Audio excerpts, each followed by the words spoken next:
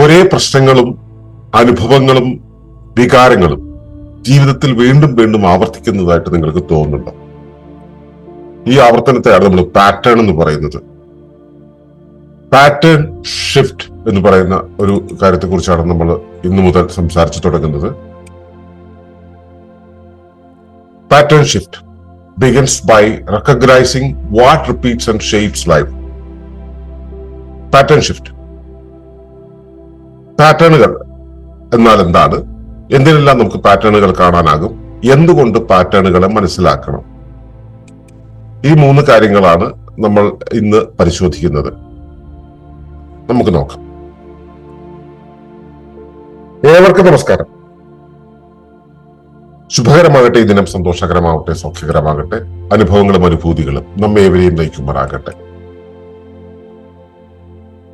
ജീവിതത്തില് നിത്യേന ഒട്ടേറെ കാര്യങ്ങളിലൂടെ കടന്നു പോകുന്നുണ്ട് നമ്മൾ. പക്ഷെ പലപ്പോഴും പല കാര്യങ്ങളും നമ്മൾ അനുഭവിക്കുന്നത്, മനസ്സിലാക്കുന്നത്, ചെയ്യുന്നത് ഒക്കെ ഒരേ കാര്യങ്ങളാണ്. ഇപ്പൊ രാവിലെ എഴുന്നേൽക്കുന്നതിനൊരു സമയം നമ്മൾ കൊടുത്തിട്ടുണ്ട്. ആ സമയത്ത് നമ്മൾ എഴുന്നേറ്റ് കഴിഞ്ഞാൽ ഒന്നുകിൽ കാപ്പിയോ ചായയോ കുടിക്കുന്നു. അത് കിട്ടിയില്ലെങ്കിൽ നമുക്ക് പരവേശമാണ്. അങ്ങനെ നമ്മുടെ ദിനചര്യകൾ മുതലുള്ള കാര്യങ്ങൾ നമുക്ക് ആവർത്തനങ്ങൾ ഉണ്ടാവും. ഇത് നമ്മൾ ചെയ്യുന്ന കാര്യങ്ങളാണ്. ഇതുപോലെ തന്നെയാണ് പലപ്പോഴും നമുക്കുണ്ടാകുന്ന അനുഭവങ്ങളും. നമുക്കുണ്ടാകുന്ന അനുഭവങ്ങൾ എന്ന് പറയുമ്പോ ഇപ്പോ ഒരാളെല്ലാം പറ്റിക്കപ്പെട്ടു, ഇനി എനിക്ക് അങ്ങനെ അബദ്ധങ്ങൾ ഉണ്ടാവില്ല നമ്മൾ തീരുമാനിക്കും. ഒരുപക്ഷെ അതേ ദിവസം തന്നെ വീണ്ടും പറ്റിക്കപ്പെടും. കുറച്ചു ദിവസം കഴിഞ്ഞിട്ട് വീണ്ടും പറ്റിക്കപ്പെടും. നമ്മളിത് എത്ര മാറ്റണം എന്ന് വിചാരിച്ചാലും അത് തന്നെ ആവർത്തിക്കുന്നതാണ്. അപ്പൊ നമ്മൾ മറ്റൊരാളെ നോക്കി, നമ്മുടെ സുഹൃത്തിനെ, ഒരു ബന്ധുവിനെ നോക്കി. അയാൾക്ക് പറ്റിക്കപ്പെടലല്ല ഉണ്ടാവുന്നത്. അയാൾ പറ്റിക്കുന്നുണ്ട്, ഒരുപാട് പേരെ പറ്റിക്കുന്നുണ്ട്. പക്ഷെ അയാൾക്ക് അത് പറ്റിക്കുന്നുണ്ട് ഒരു പാറ്റേൺ. പിന്നെ അയാൾക്ക് അബദ്ധങ്ങൾ അല്ലെങ്കിൽ അപകടങ്ങൾ ഉണ്ടാവും, അത് ആവർത്തിക്കുന്നു. അപ്പോ പാറ്റേണുകൾ എന്ന് പറയുന്നത് ഇത്തരത്തിലുള്ളതെല്ലാം പാറ്റേണുകൾ, ജീവിതത്തിൽ ആവർത്തിക്കുന്ന ഓരോ കാര്യങ്ങളും പാറ്റേണുകളാണ്. പാറ്റേൺ എന്ന് വെച്ച് കഴിഞ്ഞാൽ ആവർത്തിക്കുന്ന ജീവിത രീതിയാണ്. ജീവിതത്തിലെ അനുഭവം അല്ലെങ്കിൽ ജീവിതത്തിലെ ഒരു സംഭവം ആവർത്തിക്കുന്നതിനെയാണ് നമ്മൾ പാറ്റേൺ എന്ന് പറയാം. ജീവിതത്തിൽ എന്ന് തന്നെയില്ല, ഒരു കാര്യം ആവർത്തിച്ച് സംഭവിക്കുന്നത് ആണ് ഒരു പാറ്റേൺ. ഇപ്പോൾ നമ്മളൊരു ചിത്രം വരയ്ക്കും. ആ ചിത്രത്തിൽ നമ്മൾ ഒരു പ്രത്യേക ഘടന അല്ലെങ്കിൽ ഒരു വിന്യാസം, അതിനെ നമ്മൾ ആവർത്തിക്കുന്നു. അതാണ് ഒരു പാറ്റേൺ എന്ന് പറയുന്നത്. പതിവായ പ്രതികരണം, ആവർത്തിച്ചുണ്ടാവുന്ന സ്ഥിരമായിട്ടുണ്ടാകുന്ന പ്രതികരണം, അല്ലെങ്കിൽ സ്ഥിരമായിട്ടുള്ള ഒരു പ്രവണത എന്ന് പറയാം. അല്ലെങ്കിൽ നമ്മളെ ജീവിതം കൊണ്ട് നമ്മുടെ ഉള്ളിൽ രൂപപ്പെട്ടുള്ള ജീവിത വിന്യാസം എന്ന് പറയാം. ആവർത്തിക്കുന്ന ഘടന, വീണ്ടും വീണ്ടും ആവർത്തിക്കാനുള്ള ഘടന, ഇത് നമ്മുടെ ജീവിതത്തിൽ ഉള്ളതാണ്. ഇപ്പൊ നമ്മൾ ഈ പ്രഭാത സത്സംഗം അതൊരു പാറ്റേൺ അല്ലേ? നമ്മൾ എല്ലാ ദിവസവും രാവിലെ ഇവിടെ കൂടുന്നു. 6 വർഷമായിട്ട് നമ്മളെല്ലാവരും ഇവിടെ ഇങ്ങനെ രാവിലെ വന്നിരിക്കുന്നുണ്ട്. അതിലിപ്പോ ഇന്ന് ഞാൻ ഇത് ലോഗിൻ ചെയ്ത് കയറാൻ അല്പം വൈകി. ഇതിപ്പോ കഴിഞ്ഞ കുറച്ച് ദിവസമായിട്ട് വരുന്ന ഒരു പാറ്റേൺ ആണ്. അപ്പൊ ജീവിതത്തിൽ നമ്മൾ ചെയ്യുന്നതും നമ്മൾക്ക് അനുഭവമാകുന്നതുമായിട്ടുള്ള ഒട്ടേറെ പാറ്റേണുകളുണ്ട്. പാറ്റേൺ എന്ന് പറയുമ്പോൾ നമ്മുടെ ഈ അനുഭവത്തിൽ മാത്രമല്ല, ചിന്തകളിൽ പാറ്റേണുകളുണ്ട്, അല്ലെ? പെരുമാറ്റങ്ങൾ, നമ്മുടെ പെരുമാറ്റത്തിന് പാറ്റേണുകളുണ്ട്, വികാരങ്ങളിൽ പാറ്റേണുകളുണ്ട്. നമ്മൾ കഴിഞ്ഞ ദിവസങ്ങളിൽ സംസാരിച്ചു നമ്മുടെ പ്രതിനിലകളിലെ പ്രതികരണം എന്ന് പറയുന്നത്, പ്രതികരണത്തിൽ പാറ്റേണുകളുണ്ട്. ശീലങ്ങളിൽ പാറ്റേൺ ഉണ്ട്, ബന്ധങ്ങളിൽ, റിലേഷൻഷിപ്പുകളിൽ പാറ്റേൺ ഉണ്ട്. നമ്മുടെ ഡിസിഷൻ മേക്കിങ്ങിൽ അയ്യോ ഇത് അബദ്ധമായി എന്ന് നമുക്ക് തോന്നുന്ന എത്രയോ കാര്യങ്ങളുണ്ട്. അല്ലെങ്കിൽ ഞാൻ നന്നായി തന്നെ ചെയ്തു എന്ന് പറയുന്നവർ അങ്ങനെ ഒരിക്കലുണ്ടായാൽ അത് വീണ്ടും അതുണ്ടാകുന്ന ഒരവസ്ഥ. തീരുമാനങ്ങളിൽ പാറ്റേൺ ഉണ്ട്. ഇതൊക്കെ കൊണ്ടുണ്ടാകുന്ന അനുഭവങ്ങൾ, ജീവിതാനുഭവങ്ങൾ, ജീവിത സാഹചര്യങ്ങളിൽ, വിജയപരാജയങ്ങളിലെ ആവർത്തനങ്ങളിലൊക്കെ ഈ പാറ്റേൺ ആണുള്ളത്. അല്ലെങ്കിൽ ആവർത്തനം കണ്ടെടുത്തെല്ലാം ഒരു പാറ്റേൺ പ്രവർത്തിക്കുന്നുണ്ട്. അപ്പോൾ അതുകൊണ്ടാണ് നമ്മൾ പാറ്റേൺ എന്ന് പറയുന്നത് ഒരു ആവർത്തനം ആണെന്ന് പറയുന്നത്. നമ്മുടെ ചിന്തകളിൽ എങ്ങനെയാണ് ഈ പാറ്റേൺ പ്രകടമാകുന്നത്? ഒരു ചിന്ത നമ്മൾ ചിന്തിക്കാന്ന് വെച്ച് കഴിഞ്ഞാല് ആസൂത്രണം ചെയ്യലാണ്. വർത്തമാനത്തെ അപേക്ഷിച്ചുകൊണ്ട് പൂർവത്തെയും ഭാവിയെയും കണക്ട് ചെയ്തുകൊണ്ട് തന്റെ ശേഷികൾക്കനുസരിച്ച് തന്റെ അഹത്തിന്റെ സാന്നിധ്യത്തിൽ വികാരങ്ങളുടെ പശ്ചാത്തലത്തിൽ ഒരു കാര്യത്തെ കൂട്ടിക്കിഴിച്ച് നോക്കുന്നതിനെയാണ് ചിന്ത എന്ന് പറയുക, അല്ലെ? മനസ്സിന്റെ പ്രധാന പണികളിൽ ഒന്നാണ് ചിന്ത. അപ്പൊ ചിന്തിച്ചു കഴിഞ്ഞാൽ അതിന്റെ ആസൂത്രണം കഴിഞ്ഞു. ആ ആസൂത്രണം ചെയ്യുന്ന രീതി ഉണ്ടല്ലോ, അത് ഒരു വിഷയം തന്നെയാണ് ആസൂത്രണം ചെയ്യുന്നത് പറയാൻ കഴിയില്ല, പലതും ആസൂത്രണം ചെയ്യും. ഈ ആസൂത്രണം ചെയ്യുന്ന രീതിയില്ലേ, അതേ രീതിയിലായിരിക്കും നമ്മൾ വീണ്ടും അടുത്തൊരു കാര്യത്തെ ആസൂത്രണം ചെയ്യുക. ഇതിന് ഫോളോ ചെയ്ത രീതി എന്താണോ അത് തന്നെ. അതിന്റെ കാരണം എന്താന്ന് വെച്ച് കഴിഞ്ഞാല്, അതിന്റെ കാരണം എന്ന് പറയുന്നത് ഈ പ്രകൃതിയിലെ ലീസ്റ്റ് എഫേർട്ട് എന്നുള്ളൊരു നിയമമുണ്ട്, മിതശ്രമം എന്ന് പറയുന്നത്. പ്രകൃതിയിലെ എല്ലാ വ്യവസ്ഥകളും അതിന്റെ ഒരു കാര്യം നടപ്പിലാക്കാനായിട്ട് ഏറ്റവും കുറഞ്ഞ ഊർജം ചെലവഴിക്കാൻ ശ്രമിക്കും. അപ്പോൾ ഒരു കാര്യം നടപ്പിലാക്കണമെങ്കിൽ അതിനു വേണ്ടി ഒരു പ്രത്യേക പരിശ്രമം നടത്തി. അപ്പോൾ ആ കാര്യങ്ങൾ നടപ്പിലാക്കാനായിട്ട് എന്തെല്ലാം കാര്യങ്ങളിലൂടെ പോകണം. ഇതെല്ലാം നടപ്പിലാക്കണമെങ്കിൽ നടപ്പിലാക്കുന്ന ബ്രെയിൻ ഉണ്ടല്ലോ, ഈ മസ്തിഷ്കത്തിന്റെ പ്രവർത്തനത്തിനാണ് ഏറ്റവും കൂടുതൽ ഊർജം ചെലവാക്കുന്നത്. അപ്പോ ഒരുപാട് ഊർജം ചെലവാക്കിയിട്ട് മസ്തിഷ്കത്തിൽ ഒരു ന്യൂറൽ പാത്വേ ഒക്കെ ഡെവലപ്പ് ചെയ്ത് ഒരു പ്രത്യേക ഫങ്ഷണൽ പ്രോപ്പർട്ടി ഒക്കെ ഡെവലപ്പ് ചെയ്ത് കൊണ്ടുപോകും. അടുത്ത പ്രാവശ്യം ഇനി വേറൊരു കാര്യം ചെയ്യണമെങ്കിൽ ആദ്യം മുതൽ ഇതൊക്കെ തന്നെ ചെയ്യണം. അപ്പൊ ഊർജം അതനുസരിച്ച് നഷ്ടമാകും. ആ നഷ്ടം ഒഴിവാക്കാൻ വേണ്ടി എന്ത് ചെയ്യുന്ന ഓൾറെഡി ഉണ്ടായ ആ ഒരു ന്യൂറൽ പാത്വേ ഉണ്ടല്ലോ, നാഡീ സഞ്ചാര ധാര എന്ന് പറയുന്ന ഒരു അവസ്ഥയുണ്ടല്ലോ, ഈ അവസ്ഥയെ തന്നെ വീണ്ടും അത് ഉപയോഗിക്കും. അപ്പോ ആവർത്തിച്ചാൽ മതി. ഈ സംഭവത്തെ വീണ്ടും ആവർത്തിക്കും. അപ്പൊ ഇതേ ഫെസിലിറ്റി തന്നെ എടുത്ത് ഉപയോഗിക്കും. ഇതേ ഫെസിലിറ്റി തന്നെ എടുത്ത് ഉപയോഗിക്കുന്ന സമയത്ത് പുതിയതൊന്നിനു വേണ്ടിയുള്ള ഊർജ്ജപ്രവാഹം വളരെ കുറയും. വളരെ പെട്ടെന്ന് അതിലേക്ക് ചെന്ന് ചേരാൻ കഴിയും, പെട്ടെന്ന് ആ യുക്തിയിലേക്ക് ചെന്ന് ചേരാൻ കഴിയും. അപ്പൊ അങ്ങനെയാണ് ഈ ചിന്തകളിലെ പാറ്റേൺ എന്നുള്ള സംഭവം ഉണ്ടാകുന്നത്. ഈ പാറ്റേൺ ഉണ്ടാകുന്നതിന്റെ ഒരു പ്രധാന ഘടകം എന്ന് പറയുന്നത് ന്യൂറൽ പാത്വേ എന്ന് പറയുന്നല്ലോ. ഈ ന്യൂറൽ പാത്വേകൾ അങ്ങനെ സെറ്റ് ആകണമെങ്കിൽ ആ സെറ്റായിട്ടുള്ള ഒരു കൂട്ടം വിശ്വാസങ്ങൾ, അതിന്റെ യുക്തികൾ എല്ലാം കൂടെ ചേർന്ന്, ഒരു കൂട്ടം ഓർമ്മകൾ, യുക്തികളെല്ലാം കൂടെ ചേർന്നതിനാണ് വിശ്വാസം എന്ന് പറയുക. ആ വിശ്വാസം എന്ന് പറയുന്നത് ചിന്തകളിലെ പാറ്റേണിനെ സ്വാധീനിക്കുന്നതാണ്. ചിന്താശീലങ്ങൾ, പലതരം ചിന്തകളുടെ ആവർത്തിച്ച് ചിന്തിക്കാൻ പ്രേരിപ്പിക്കുന്ന ഘടകങ്ങളിലേക്ക് കൊടുക്കുന്ന കാര്യങ്ങൾ. സ്ഥിരം വ്യാഖ്യാനങ്ങൾ, ഒരു കാര്യത്തെ വ്യാഖ്യാനിക്കുന്നത് സ്ഥിരമാണ്. ഇപ്പൊ ചിലരോടുണ്ട്, നമ്മളൊരു കാര്യം പറഞ്ഞ ഉടനെ തന്നെ അവര് ജസ്റ്റിഫൈ ചെയ്യും. ജസ്റ്റിഫിക്കേഷൻ എന്ന് പറയുന്ന ഒരു പാറ്റേൺ ആണ്. അയാളുടെ കയ്യിൽ യഥാർത്ഥ നീതിയോ ന്യായമോ ഉണ്ടെങ്കിലും ഇല്ലെങ്കിലും അയാൾ അതിനെ ജസ്റ്റിഫൈ ചെയ്യും. അപ്പൊ ജസ്റ്റിഫൈ ചെയ്യാന്നുള്ളത് ഈ പാറ്റേൺ ഒക്കെ ഉപയോഗിക്കലാണ്. യഥാർത്ഥത്തിലുള്ള കാര്യത്തിൽ നിന്നടിപ്പില് സ്കിപ്പ് ചെയ്ത ശേഷം ഈ ജസ്റ്റിഫൈ ചെയ്യാനുള്ള ഒരു ബ്രെയിൻ ഫാക്കൽറ്റി എടുത്തിട്ട് അങ്ങനെ ഉപയോഗിക്കും. അപ്പൊ അതിനു മുമ്പ് ചെയ്തു വെച്ചിട്ടുള്ള ആ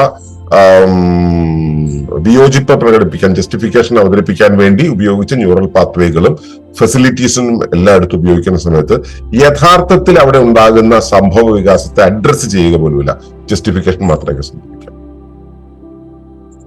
ഇപ്പൊ മനസ്സിന്റെ പ്രവർത്തനത്തിന്റെ ആ ഒരു ആവർത്തനം അവിടെ ഉണ്ടാകുന്നു. ഇയാൾ വിചാരിക്കുന്നു ഞാൻ കൃത്യമായിട്ട് കാര്യങ്ങൾ ചെയ്തു. കണ്ടു നിൽക്കുന്നവർക്ക് മനസ്സിലാവുന്നത് ഇപ്പോഴത്തെ അവസ്ഥയിൽ അത് ശരിയല്ല, അങ്ങനെയല്ല വേണ്ടി. ഇപ്പൊ ചിന്തകളിൽ ഈ പാറ്റേൺ ഉണ്ടാവുന്നുണ്ട്. ഇത് തന്നെയല്ലേ നമ്മുടെ പെരുമാറ്റം എന്ന് പറയുന്നത്. എന്താ പെരുമാറ്റം? നമ്മുടെ പരിസ്ഥിതിയോട് ഇടപെടുന്ന രീതിയാണ്. ആ ഇടപെടുന്ന രീതിയിൽ നമുക്ക് ആവർത്തനങ്ങളില്ലേ. നമ്മളിപ്പോ ഒരാളെ കണ്ടു കഴിഞ്ഞാല്, ഇപ്പൊ നമ്മളെ ബന്ധത്തിലുള്ള നമ്മുടെ ബന്ധുവായിട്ടുള്ള ഒരു അമ്മാവൻ, ഈ അമ്മാവൻ എവിടെ വെച്ച് കണ്ടു കഴിഞ്ഞാൽ നമുക്ക് ചൊറിയും, നമ്മളെ കുറ്റം പറയും, നമ്മളെ വഴക്ക് പറയും, അല്ലെങ്കിൽ നമ്മളെ അനുചിതമായിട്ട് അഡ്വൈസ് ചെയ്യും.